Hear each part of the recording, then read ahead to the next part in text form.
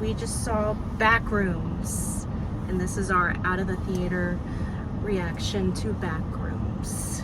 I will say that since this week has this month has multiple scary movies with first-time directors, I was predisposed to obsession before I saw Backrooms. You weren't. Yeah. So I did have that on my mind while watching this. But overall, are they similar in any way, though? I think just that's how I'm categorizing them, is that they're YouTuber gone director, first time feature horror coming out this month.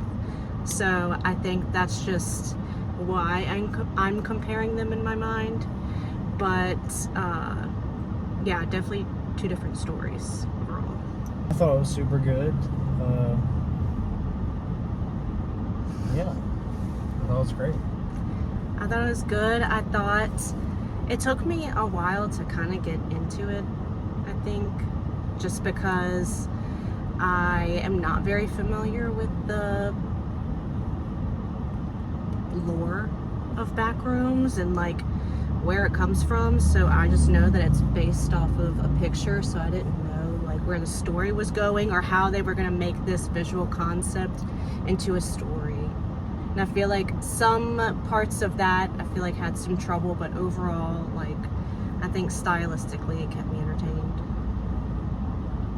Yeah, I don't know anything about it, but is it based off of a picture, or it's like little computer generated like videos that he made? So from what I've heard in this, I don't know exactly, I don't remember my exact resource, but I think I heard that they recently found out where the original picture was from, and it was posted on 4chan like years and years and years ago, and people just kind of like built lore around this picture. But recently they found the picture was from some department store years and years and years ago, but it was like a creepypasta that the internet kind of made into an idea, and now Kane Parsons kind of took it upon himself to make it a story. But he is the originator for a lot of the visual parts of it. That's what I hear.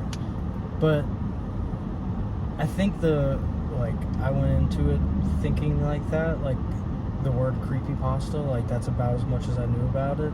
And I feel like that's almost like negative, but like after watching the movie, or like, you know, as soon as it started, it's like, no, it's not like that. It's like, this is like real deal. It's not like you're watching like a Slenderman movie or something.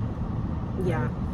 I guess I just want to know if that comes from Kane Parsons, or if that was like originally with the Backrooms thing. Like, I think when the movie took a turn and I started to like it more and enjoy the story more was when they established that the Backrooms were tied to the memories of people, and it was remembering what you're recalling and just wanting to stay comfortable in your memories versus like sorting them out.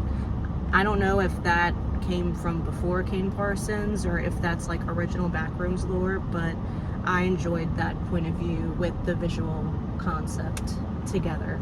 Even though like I don't feel like the story's super duper strong, I think that gave me what I needed.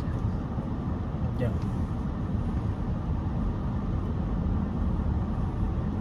Anything else to add to?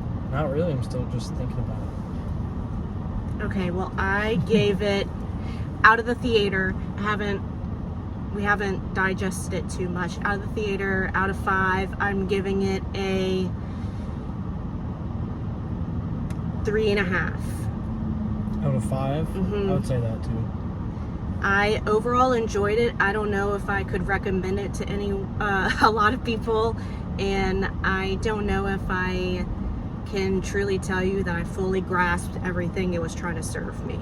But I'm unfamiliar with Backrooms, so.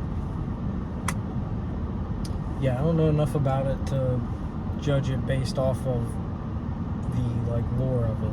Like, people who know about it might feel completely different than I yeah, but face value, my subjective opinion, or my subjective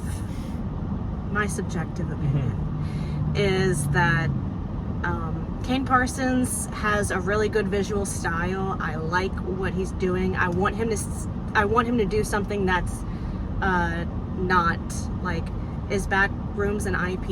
In my mind, it kind of is, because I've been on the internet for as long as Backrooms has been a thing. Yeah, ton of cool camera stuff too. Yes. And some, like, I mean, do I need to say spoiler alert, or should I just stay away from spoilers? Stay away from spoilers till the end. 15 seconds if you don't want a spoiler. The shot where he's choking her and she's passing out is very, like, Sam Raimi, like, very weird. I love that there were so many different like styles thrown into it. Oh, and like the shot of the guy digging through the shopping cart, like with the sky and stuff, very Terry Gilliam, like a lot of cool. Yeah, I think it was definitely shots. more like you can tell Kane Parsons is like a style guy, and I'm not here to compare the movies, but I'm sorry, like, they're both on my mind. They're on everybody's mind this week. It's the movies on everybody's lips. You can tell that this movie had a bigger budget and was able to get access to higher quality tech versus Obsession. So I think visually this movie looks better. It looks more expensive, but I enjoyed the story and concept of Obsession a little bit better. The acting in this movie was really good. Honestly, I wasn't a big fan of the therapist's acting. Do you know her name off the top of your head? No, I don't. But the main guy, Clark, his acting was really, he knocked it out of the park. He was scary when he was in his therapy sessions. Like, I knew exactly what kind of man he was, right up. Also, another thing that I noticed, or maybe this is, once again, because I saw Obsession, I felt like both these movies talked about just, I don't know, deep things about being men, being women, gender things. I think both the movies had that as a plot point, or I don't know if it's a plot point, but just a theme, yes, as a part of the theme of both horror movies. But I thought Clark was a scary guy when he was not in the Backrooms.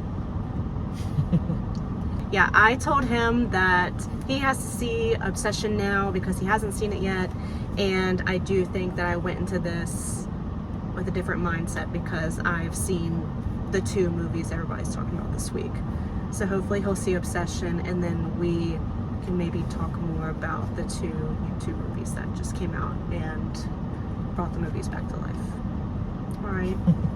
Bye. Go see a movie.